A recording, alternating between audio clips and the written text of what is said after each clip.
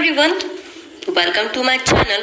This channel helpful for those students जो B.Ed, D.Ed, D.L.Ed, B.L.Ed, M.Ed, M.A education कर रहे हैं या फिर किसी भी टाइप की एजुकेशन सब्जेक्ट से प्रिपरेशन कर रहे हैं, and also for UGC net aspirants. So must watch, share, like and subscribe my channel for new updates. आज का जो सेशन है वो मैंने यूनिट 2 से लिया है. Chapter number 1 communities and commission on education. जो आज का टॉपिक है मेरा वो है कोठारी एजुकेशन कमीशन 1964 to 66. इसके कुछ बेसिक टर्म्स देख लेते हैं. क्या है ये जो कमीशन है वो पॉपुलर है कोठारी कमीशन के नाम से. ये फॉर्म्ड हो गई थी जुलाई 1964 में under the chairmanship of Daulat Singh Kothari. और इन्होंने क्या किया था, कुछ पॉइंट आउट किए थे कुछ मेजर वीकनेस, ठीक है, in the existing system of professional education in India. और बताया था क्या क्या वीकनेसेस हैं और इन्होंने रिकमेंडेशंस दिया था कि उनके अंदर क्या चेंजेस करना है. Okay, so let's start. Kothari commission को फॉर्म किया गया 14 जुलाई 1964 में और डिसॉल्व कर दिया गया 1966 में जून 29 को. ये फॉर्म की गई थी under the chairmanship Daulat Singh Kothari. ये उस टाइम के चेयरमैन थे यूनिवर्सिटी ग्रांट कमीशन के, जो UGC है. Kothari Commission was the 6th commission in the India post-independence, but it was the first commission moderated to comprehensively deal with the education sector of India. Kothari commission के पास एक core group थी जो कि 20 members की थी. Commission के द्वारा जो कंसल्टेशन लिया गया 20 विदेशी सलाहकारों से इस पैनल के बारे में, जो कि थे US, UK, Japan, France, Sweden. वो सब एक्सपर्ट्स थे द एजुकेशन डोमेन में. यहाँ पे 19 वर्किंग ग्रुप्स और टास्क फोर्स बनाई गई कोठारी कमीशन में. कमीशन में स्पैन में 21 मंथ तक 21 मंथ्स तक इंटरव्यूज लिए गए 9,000 लोगों से. वो की वर्किंग कर रहे थे as a scholar, as a educator. उसके बाद 29 अक्टूबर को कोठारी कमीशन के रिपोर्ट्स को प्रेजेंट किया गया 1966 में in front of the minister of education, जो उस टाइम प्रेजेंट मिनिस्टर थे, एजुकेशन मिनिस्टर. इस कमीशन के जो पॉइंट आउट उन्होंने किया था डेफिशिएंसी, वो पॉइंट्स थे. Standard of teacher education was poor.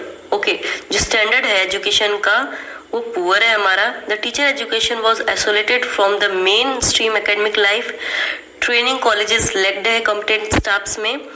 Teacher training in India was very traditional. Set patterns and rigid techniques were followed in the practice teaching. जो हमारी टीचर ट्रेनिंग है वो बहुत ज़्यादा ट्रेडिशनल चलती आ रही है. इसके जो पैटर्न है और सेट है, रिजिड टेक्निक्स हैं जो फॉलो हो रही है प्रैक्टिस टीचिंग में. फिर उन्होंने कुछ फीचर्स बताए इस कमीशन के.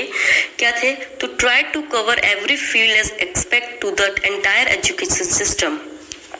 ठीक है, इस कमीशन के द्वारा पूरे एजुकेशन सिस्टम के फील्ड के एक्सपेक्ट को कवर करने की कोशिश की गई थी. It's firm believe that education that most important powerful instrument of national development. इनका बिलीव था कि जो एजुकेशन है the most important powerful instrument है जो कि नेशनल डेवलपमेंट कर सकता है.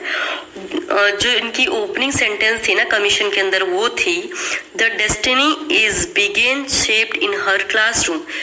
ओके, और इसका क्या मीनिंग था, ये डिनोट्स करता था the value of education that determine the level of prospectory welfare and future of the country. और in meaning भारत के भाग्य को आकार दे रहा है उसकी कक्षाओं में. ठीक है, शिक्षा के मूल्य को दर्शाती है जो देश की समृद्धि, कल्याण और भविष्य के स्तर को निर्धारित करता है.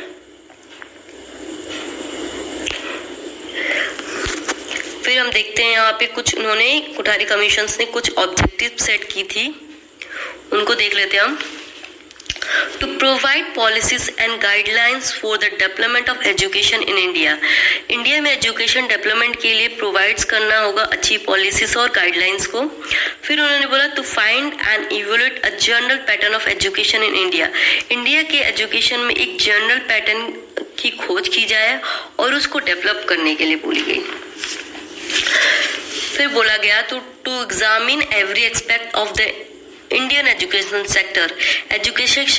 जो एजुकेशन सेक्टर है कि हर एक एस्पेक्ट की जांच करने की बोली गई। यहाँ उनको ऑब्जेक्टिव था कि वो सही है, ना ही मतलब उनका था कि जो एजुकेशन सेक्टर है वो ना अच्छे से काम कर रही है, ना सही से वर्क कर रही है। तो इसीलिए उन्होंने बोला उनको जरूरत थी कि एग्जामिन किया जाए हर एस्पेक्ट्स को एजुकेशन सेक्टर में।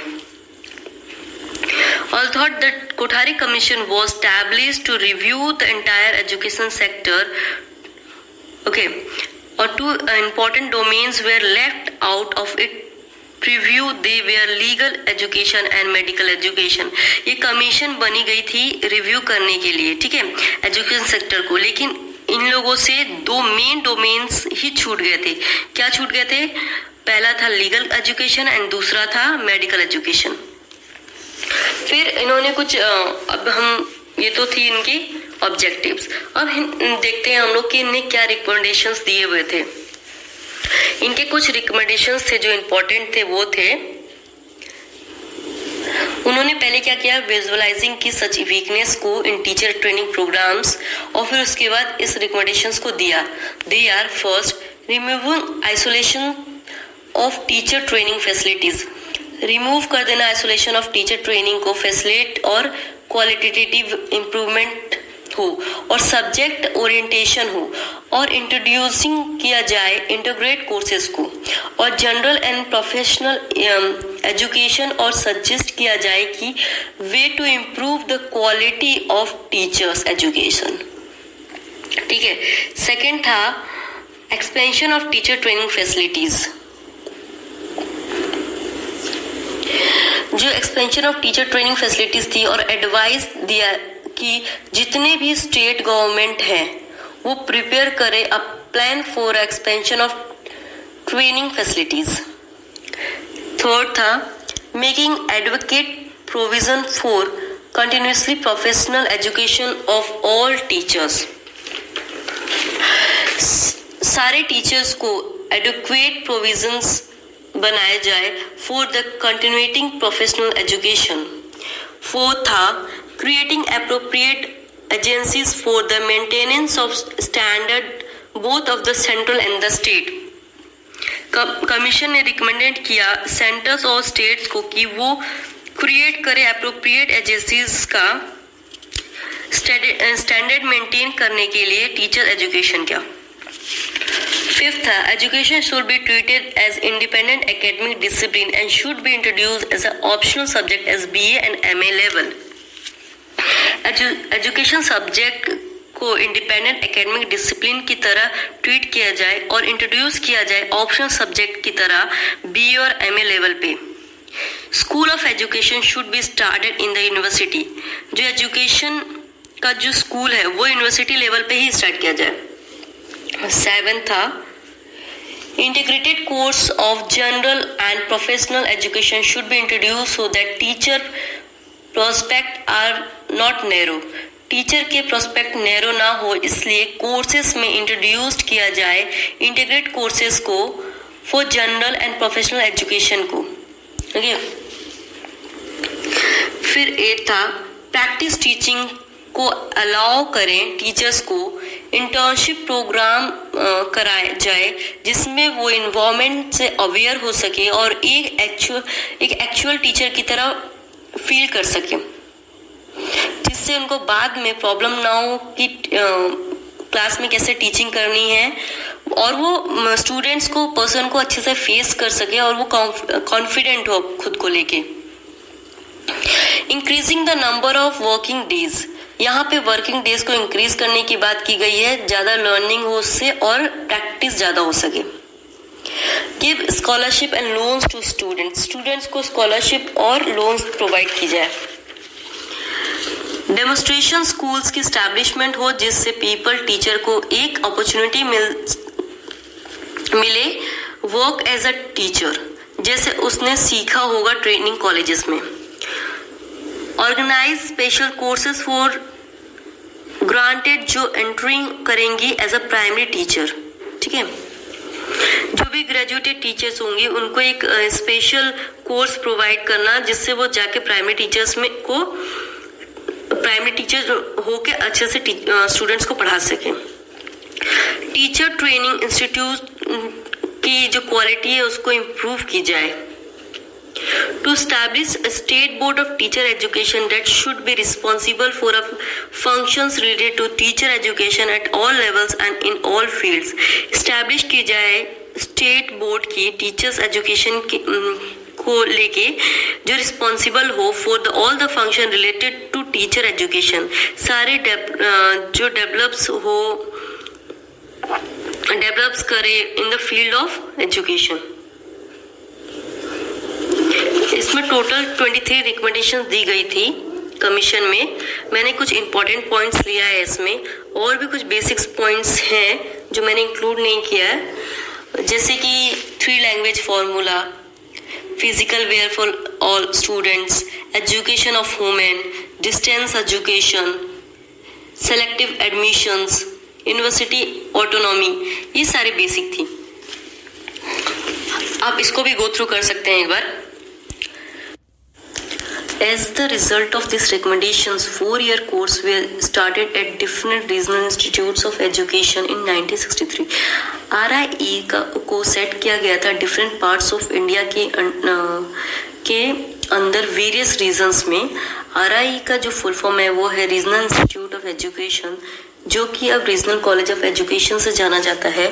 ये एक कॉन्स्टिट्यूशनल यूनिट है NCERT का। RIE को सेट अप 1963 में गवर्नमेंट ऑफ इंडिया के द्वारा डिफरेंट रीजनल्स में किया गया था, और एट प्रेजेंट में RIE अजमेर, भोपाल, भुवनेश्वर, मैसूर और शिलोंग में है। इसकी जो है ना, ये रीजनल इंस्टीट्यूट को स्टार्ट किया गया था क्वालिटेटिव इम्प्रूवमेंट के लिए, ठीक है, जो कि क्वालिटी इम्प्रूवमेंट कर सके स्कूल्स एजुकेशंस को, थॉट इनोवेटिव प्री सर्विसेज और इन सर्विसेज टीचिंग एजुकेशन में प्रोग्राम्स के लिए। RIE run 4-year integrated courses like BSc, B.Ed, BA, B.Ed, okay? जो 4 साल के कोर्सेस हैं वो सारे कोर्सेस ये रन करवाती हैं RIES। आई होप आज का सेशन आपको अच्छा लगा होगा। आप प्लीज़ इसका रिप्लाई मुझे कमेंट बॉक्स में दीजिएगा।